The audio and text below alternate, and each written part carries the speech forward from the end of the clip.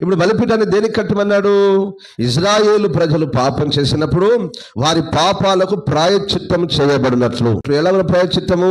గొర్రెల యొక్క మేకల యొక్క పావురము, తెల్లగువ్వ, పక్షులే కానీ పశువులే, జంతువులే కానీ వాటి యొక్క రక్తాన్ని ఏం చేయాలి? అక్కడ చిందించాలి.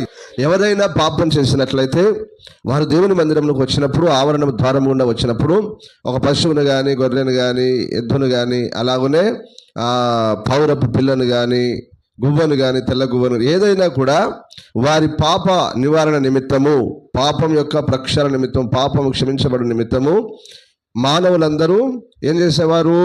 ఒక్కొక్క దాన్ని తీసుకొని వచ్చి అక్కడ బలి అర్పించి ఆ రక్తమును బలిపీఠపు కొమ్ములకు చమిరి అలాగనే ఆ బలి పశువును బలిపీఠం మీద వేసి కాల్చేవారు.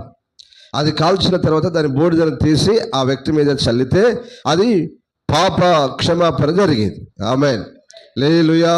ఇలా ఉన్న పాపములను దేవుడు క్షమించుట కొరకు, పాపములను క్షమించుట కొరకు, వారి పాప ప్రక్షాళన చేయట కొరకు ఈ దేవుడు బలిపీఠాన్ని కట్టమన్నాడు.